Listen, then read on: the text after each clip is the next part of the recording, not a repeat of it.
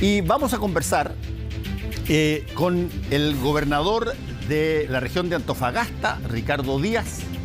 Muchas gracias, gobernador, porque, a ver, lo voy a plantear de la siguiente forma. Antofagasta, muchas veces en términos noticiosos, ha hecho últimamente noticias por varias cosas, en términos de lo que podríamos decir peticiones de los antofagastinos.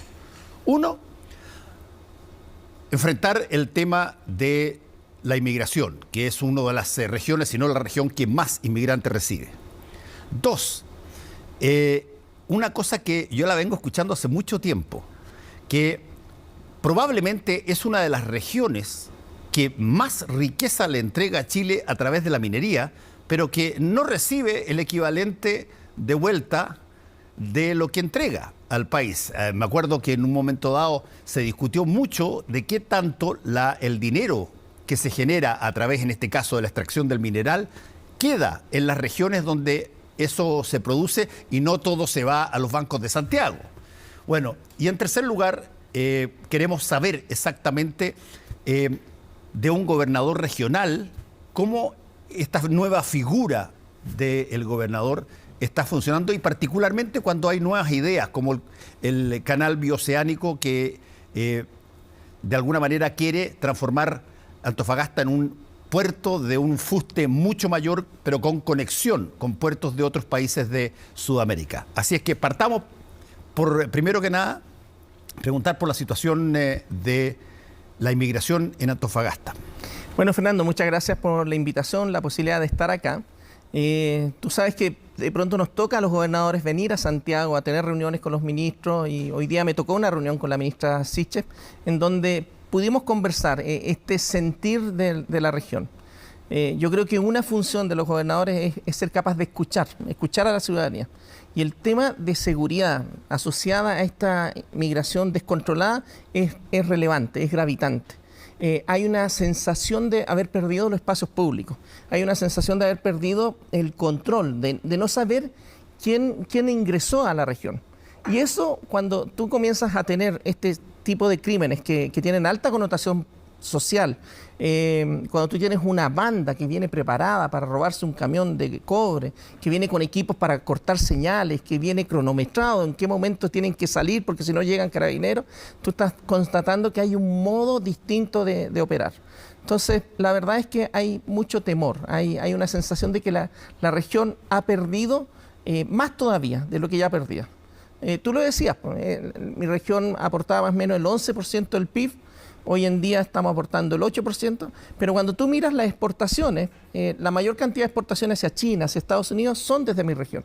Pero lo que llega no alcanza, no supera el 1,7% del PIB, en términos de inversión del Estado. Entonces, ahí es cuando nosotros pedimos, bueno, ¿cómo podemos recuperar las plazas? ¿Cómo recuperamos las playas? ¿Cómo recuperamos las escuelas, los centros médicos? Cuando falta esta inversión del Estado a nivel central.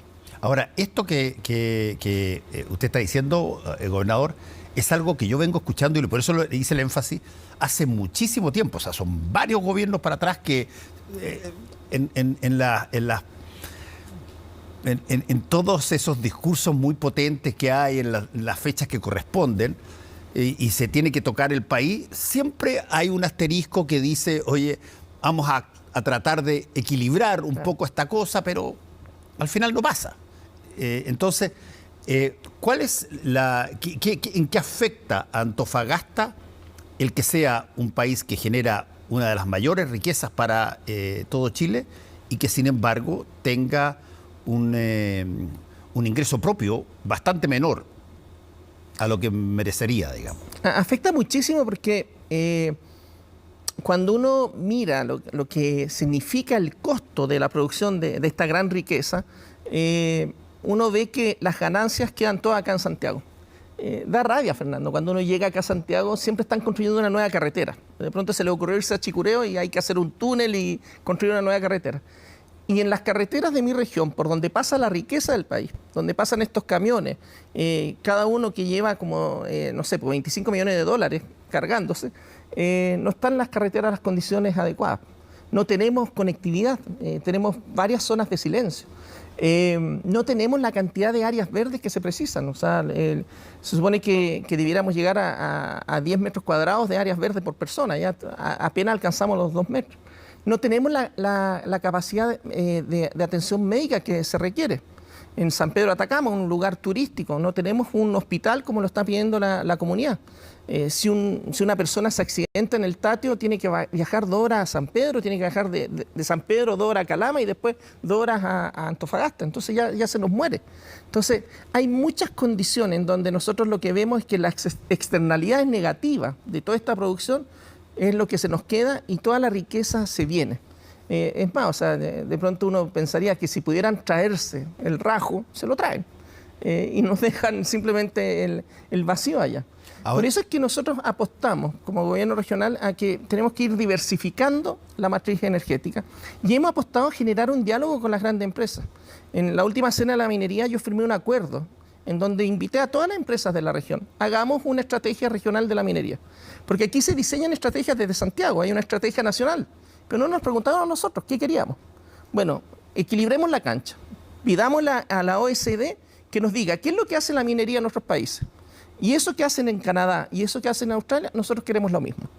Y ahí empieza a cambiar un poco el trato distinto que queríamos tener. Porque Calama, teniendo a Codelco al lado, debería ser mucho mejor de lo que es. Sin embargo, la historia ha demostrado que el aporte de Codelco a la ciudad no es tal.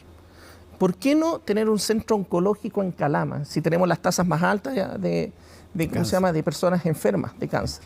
Bueno, estamos haciendo como gobierno regional, junto con el municipio de Calama, estamos haciendo un centro de pesquisa temprana del cáncer. O sea, nosotros creemos que desde la región podemos ir generando un modo distinto de entendernos. Ahora, hay cosas que se han hecho en Antofagasta que son extraordinarias a mi modo de ver. Por ejemplo, todo el proceso, ustedes fueron de los primeros impulsores de, salir de la teoría de lo que había que hacer y empezar a desalinizar el mar. Esa planta que tienen de desalinización ahí en Antofagasta es soberbia, extraordinaria. Ahora, ¿hay alguna cosa parecida así en otra parte? Están recién construyendo algunas plantas en otras regiones. De hecho, varios colegas gobernadores van a mi región a conocer la experiencia del agua desalada. Pero eso no es lo único. O sea, con el desarrollo de la energía renovable, hoy en día la producción de agua desalada es mucho más viable en mi región. Nosotros podríamos regar el desierto. Y de hecho se hace. O sea, hay productores de hidroponía en Antofagasta. Se producen 30 toneladas de lechuga con cultivo hidropónico de agua desalada que viene precisamente a la planta que tú dices. O sea, hay todo un desarrollo. En Quillagua también tenemos algunos invernaderos y estamos explorando la posibilidad de ir desarrollando otro tipo de agricultura en el desierto. Y eso se puede hacer porque hemos ido innovando en aquellas cosas que muchas veces acá, en el centro del país, se piensan y que no se hacen. Nosotros estamos incursionando ahora también en el hidrógeno verde. Tenemos energías renovables, tenemos agua desalada y tenemos la capacidad de implementar ahora, de hecho con recursos del gobierno regional, tenemos ya una planta piloto que vamos a instalar y en la primera semana de septiembre esperamos producir las primeras moléculas de hidrógeno verde. ¿Y esto es por qué? Porque queremos apostar a ir proyectando la región. Cuando me preguntan qué hace un gobernador, yo siempre respondo tres palabras. Escuchar a la ciudadanía, protegerla, como el caso de la delincuencia, y demandar del Estado lo que tiene que hacer, pero también proyectar. Y nosotros estamos proyectando una región distinta. Estamos apostando a energías limpias, estamos apostando a electromovilidad, estamos apostando a este corredor bioceánico que podría ser una muy buena noticia para todo el país. Vamos a hablar inmediatamente de eso. La última cosa, así un poco para ponernos al día. ¿Qué tanto se sintió el impacto de la situación de Karen Rojo en toda la región?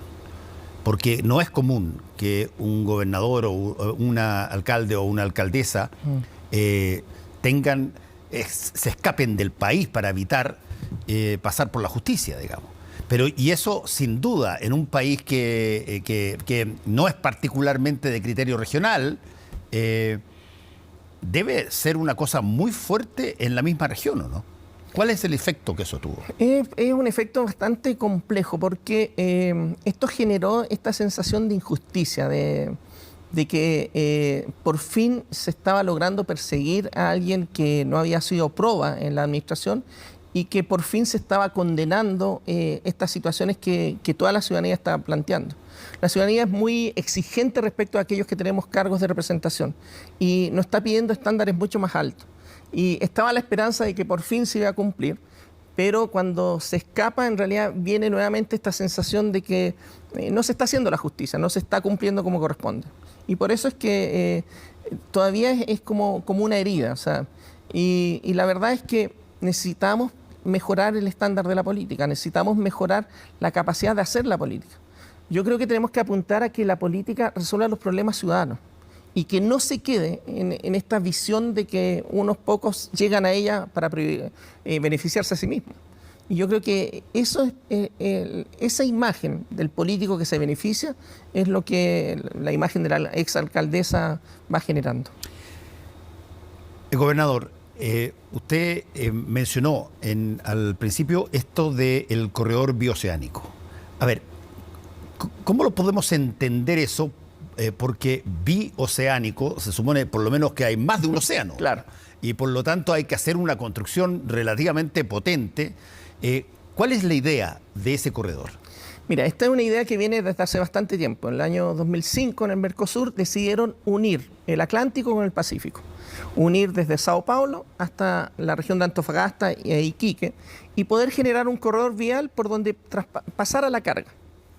Hoy en día eso es una realidad que está próxima a cumplirse. Lo único que falta es un puente que se está construyendo entre Paraguay y Brasil. ¿Y qué significa este puente? Que una vez que se termine, puede transitar carga, carne, leche, frutos desde Brasil y poder salir a través de nuestros puertos. ¿Por qué está pasando esto? Porque el tránsito fluvial que tenía Brasil, porque ellos salían principalmente por Buenos Aires y se daban la vuelta por Panamá, estos ríos por el cambio climático están bajando su altura, su caudal. Y eso hace que esta mirada de poder salir por nuestros puertos, por los puertos chilenos, reduce los tiempos a 1/3 de lo que ellos demoraban antes. Entonces, es una posibilidad de negocio, una posibilidad de desarrollo que es muy, muy interesante. ¿Ya hay compromiso real de todos los países que tienen que estar ahí participando? Así es. Yo cuando el presidente Boric iba a la primera reunión en Argentina, yo me reuní con él y yo le pedí que conversara con su par argentino para destrabar este corredor, porque la presidencia estaba en Argentina. Bueno, él conversa y ahí comienza a destrabarse y ahí se comienzan a habilitar estos compromisos. De hecho, hemos tenido reuniones los gobernadores de esta zona y hemos firmado acuerdos porque está la intención, o sea, se ve que es factible. Pero lo que yo estoy viendo es que con este corredor es posible que las regiones como el Maule, como los lagos, como Aysén, las cargas de salmón, las cargas de fruta, el vino chileno, pueda salir por mi región hacia el suroeste brasileño. Y eso es muy interesante, o sea, se apertura un mercado de 40 millones de personas. Y ahí es donde yo creo que hay que tener una mirada de Estado. No hemos tenido una mirada de Estado respecto del desarrollo portuario en nuestro país. No hemos preparado los puertos para este vínculo de negocios con el continente asiático.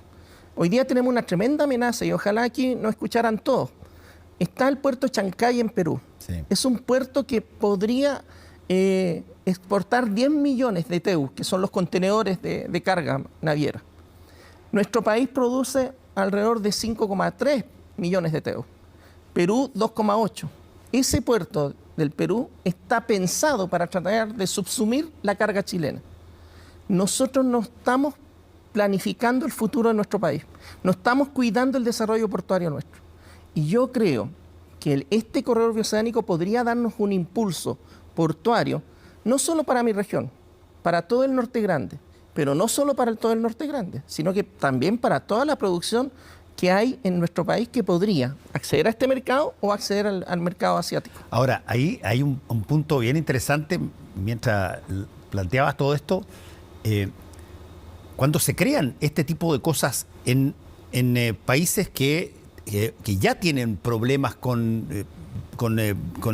violencia, delincuencia, robo, etcétera, problemas de inmigración.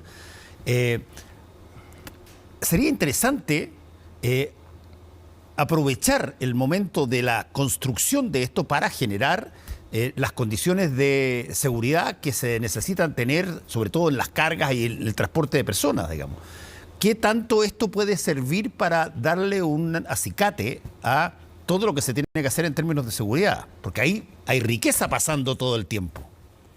Yo creo que es posible porque, por lo menos en este corredor, hay acuerdos internacionales y hay una plena conciencia de que es algo en donde todos ganamos, donde todos podemos desarrollarnos adecuadamente. Y eso puede generar la capacidad de ir estableciendo estos vínculos de lo que se llama la paradiplomacia, que desde los gobiernos regionales nosotros podamos ir estableciendo vínculos con los otros países para ir generando acuerdos que permitan administrar, por ejemplo, los procesos migratorios. Lo que nos ha pasado en Chile es que la migración no la hemos administrado, la hemos dejado ser nomás. Los países inteligentes administran la migración, porque tiene su lado bueno. Mi región, si no hubiera migración, tendría el 60% menos de médicos. Si nosotros fuéramos capaces de ir estableciendo órdenes, estableciendo acuerdos, yo me junté con los cónsules de mi región y les explicamos a los cónsules la nueva ley migratoria para que informaran de tal manera que no siguiera este tránsito de migrantes a nuestro país sin documentación como se requiere. Eso es lo que hay que hacer, hay que ir generando instancias de diálogo, de articulación para que esto resulte. Pero hay que mejorar también la capacidad de nuestras policías y articulación de las policías. Eso le iba a preguntar, porque no cuesta nada de pronto que alguien le dé una respuesta, no te preocupes, vamos a estar poniendo todo atrás, pero una cosa es lo que se dice y otra cosa es lo que finalmente pasa en términos reales. Y lo que se necesita, según lo que entiendo, es que la seguridad no sea una idea, sino que sea una realización. ¿Cómo se hace? ¿Necesitan más fuerzas policiales, más fuerzas militares? ¿Tiene que haber algún grado de combinación entre los países que pongan alguna dosis de seguridad, incluso pudiendo de alguna manera generar una cosa ad hoc para el canal bioceánico? Yo creo que sí. De hecho, yo recién te dije que para mí gobernar es escuchar, proteger y planificar. Y hay que escuchar la voz de las regiones. A mí las policías, los fiscales, la PDI me ha planteado, o sea, por ejemplo, necesitamos una articulación entre las policías de tal manera que la información de aquellos que tienen antecedentes fluya más rápido. Eso tiene que ver con un acuerdo y que se tiene que hacer. Pero también necesitamos mayor tecnología, o sea, necesitamos identificadores biométricos de las personas que van ingresando. Por cierto. Porque ingresan con papeles falsos. En Tacna se sacan cédulas de identidad falsas. Entonces necesitamos estos identificadores biométricos. Nosotros queremos financiar cámaras de identificación biométrica para que así las policías pueden contar con un catastro de las personas que están transitando y que están en condición migrante. Hemos ido a hacer operativos con la PDI y llevamos estos identificadores de huella digital y le toman las huellas, porque hay que agregar mayor tecnología. Si no tenemos la capacidad de contar con mayores policías, bueno, agreguemos tecnología. En la frontera, por lo menos el ejército ha ido implementando estos sistemas de radar, cámaras térmicas, estos drones que sobrevuelan más tiempo y que permiten mayor control de la frontera. O sea, hay que agregar. ¿Había un cambio en ese sentido? Por lo menos en mi región, en la frontera, está más controlado porque hay presencia del ejército. Donde nos falta a nosotros resguardo es más bien el borde costero. Porque los migrantes de Colchane van entrando a través del Loa, a través de Tocopilla, por el borde, y ahí van transitando. Ahora, ¿cuál es el problema que tenemos? Que tenemos muchos migrantes en situación de calle y tenemos muchos migrantes que ingresaron con el gobierno anterior, que hubo un descontrol y que los tenemos rotando por todo el país o rotando por la zona norte. Esos son los que el alcalde de mi ciudad, por ejemplo, está atrapa el ruco, saca el ruco, pero después ellos mismos se van ocupando otros espacios. ¿Qué es el ruco? Los rucos son estas carpas que arman ahí en la playa, que arman en los parques. ¿Y hay diálogo con ellos?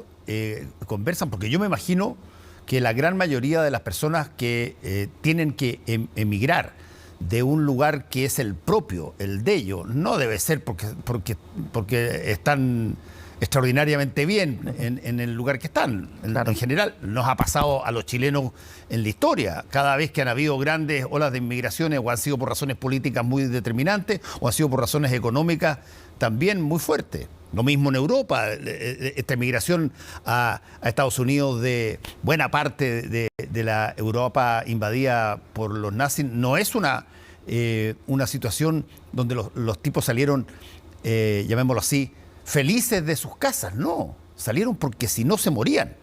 Entonces es una situación dual, pero al mismo tiempo la gente del lugar, me imagino, cuando es descontrolado, se asusta, teme por su propio empleo.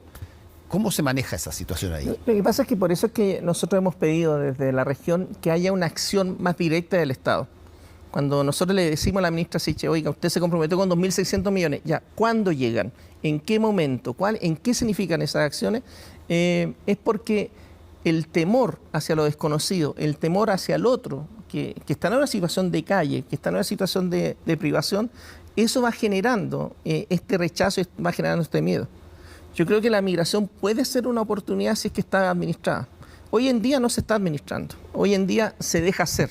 Y los migrantes pululan por todo nuestro territorio y van ocupando el espacio público, y por supuesto que la gran mayoría de la gente los considera una amenaza.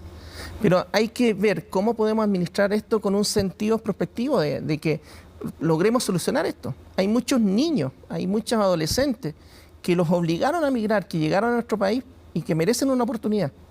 Por supuesto que los que están delinquiendo hay que identificarlos y ojalá acelerar esa ley, que aquellos que se detectan que están delinquiendo, expulsarlo inmediatamente. Pero tenemos que ir dando una solución respecto de lo que vamos a hacer con el proceso migratorio, porque hoy en día no hay gobernanza ahí. ¿Y cómo es la relación de los antofagastinos con esto? Porque una cosa es lo que las autoridades, usted y otros más, puedan decir a esto, y otra cosa es lo que los antofagastinos puedan hacerlo. Lo que pasa es que ahí hay un tema de percepciones. Cuando tú hablas del migrante irregular, del migrante que ingresó sin un control, eso genera mucha desconfianza.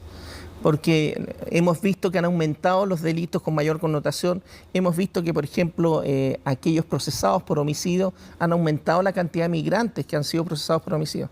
Porque además vienen de una condición de bastante violencia, que ellos tienen una condición donde la violencia es mucho más vehemente que lo que nosotros vivíamos acá. Pero también cuando tú comienzas a hablar y preguntar del trato, de la relación de los antofagastinos con los migrantes en general, lo que ha sido su experiencia personal, salió una encuesta hace poco y curiosamente decía que gran parte siente que tiene una buena relación con los migrantes. Entonces yo creo que lo que hay que hacer es dar certeza, que el Estado asegure que este proceso se va a controlar para que así vayamos terminando con el miedo y para que así vayamos generando una regulación que nos permita a todos estar tranquilos. Hay, gobernador, intercambio comunicacional entre otros, con otros gobernadores que tienen situaciones similares. Hay intercambio de ideas, incluso hasta de mecanismos que eventualmente puedan servir. Y bueno, y sin duda con las regiones colindantes a Antofagasta, ¿no? Mira, nosotros tenemos mucho contacto a través de esta asociación de gobernadores. Yo creo que eso ha sido lo mejor que hemos hecho los gobernadores, asociarnos entre nosotros e ir buscando soluciones en conjunto. De hecho, hoy día en esta reunión con la ministra Sichel estuvimos gobernador de Arica, Jorge Díaz, gobernador de Tarapacá, José Miguel y quien habla por Antofagasta. Y los tres tenemos una mirada similar. O sea, necesitamos presencia en las fronteras de militares, necesitamos controlar las fronteras, necesitamos mayor inversión inmediata respecto de recuperación de espacios públicos que han estado copados por situaciones de migrantes y que se devuelvan a la comunidad. Es más, los tres estamos haciendo mucha inversión. La ministra anunció 2.600 millones de pesos en seguridad. El gobierno regional que yo encabezo, estamos financiando 26.000 millones de pesos en temas de seguridad. Pero la visión nuestra es un poco más amplia, no es solamente lo punitivo. nosotros estamos financiando con Paz Ciudadana y le voy a proponer al Consejo Regional que podamos financiar un sistema para ir bajando los niveles de bullying en los colegios. De tal manera que bajemos la violencia y vayamos impidiendo que se generen nuevos delincuentes. Tú sabes que según cifras, el 60% de las personas que están en la cárcel anuncian que delinquieron antes de los 18 años. Entonces tenemos que ir parando esos niveles de violencia, tenemos que ir haciendo estos temas de mayor tecnología. Incluso nosotros hemos pensado hacer transferencias a la Fiscalía para que puedan tener mayor dotación de fiscales que puedan investigar mejor los crímenes. Y eso lo estamos haciendo más bien en conjunto.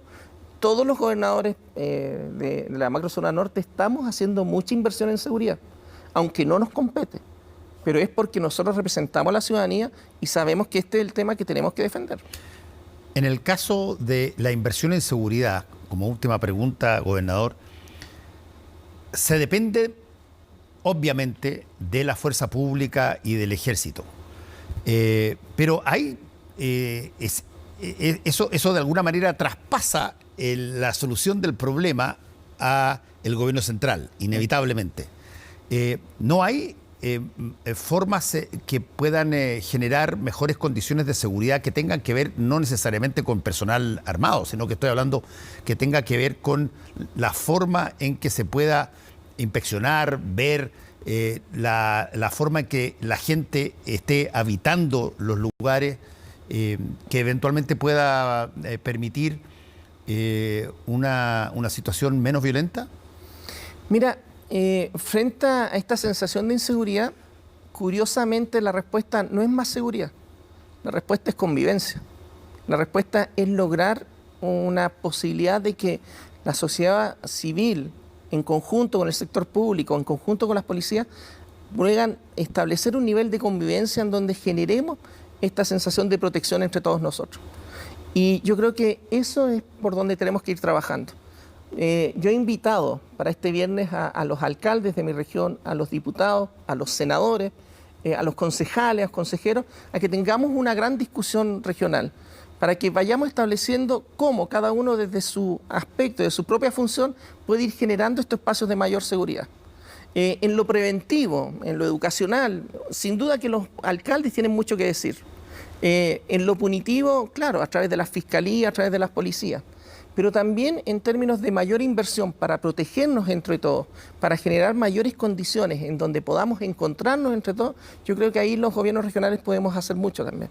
Y estamos pensando en eso, cómo recuperamos la región, porque si bien me ha tocado a mí estar en operativos policiales, y voy a seguir estando, porque ahí tengo un compromiso con Carabineros y con la PDI, tengo que también ir proyectando una región que vaya más allá del problema inmediato.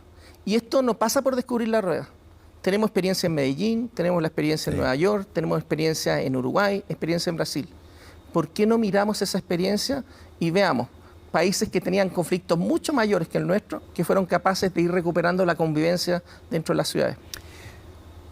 Último, solamente para fijar la próxima vez que nos vamos a encontrar. Y que, a ver, este corredor bioceánico que usted ha mencionado no es teórico, es algo real. Claro. ¿Cuándo lo podemos ver y podemos hablar de eso ya cuando esté funcionando? En el mes de noviembre vamos a tener la reunión de los coordinadores del corredor bioceánico en mi región. Y ahí, si quieres, puedes ir a ver para que veas lo que se está haciendo. Ya hay carga que está llegando a nuestra región a través de este corredor. Este puente que yo te dije se termina de construir a fines del 2024. Yo quiero que tengamos una mirada prospectiva y no que siempre estemos reaccionando. A mí me interesa mucho que nos preparemos para este corredor y que preparemos al Estado de Chile para que sea una gran solución, un proyecto de futuro que nos una. Estamos en un proceso destituyente porque están todos sacándose los ojos entre todos. Necesitamos tener proyectos de futuro. Y por lo menos a mí me interesa eso. Yo ofrezco mi región para que el país se desarrolle. Y este corredor es algo que nos permitiría a todos, y cuando digo todos, estoy hablando de todas las regiones, poder ganar mucho más. Gobernador Ricardo Díaz, muchas gracias por haber estado con nosotros. Muchas gracias. Muy bien.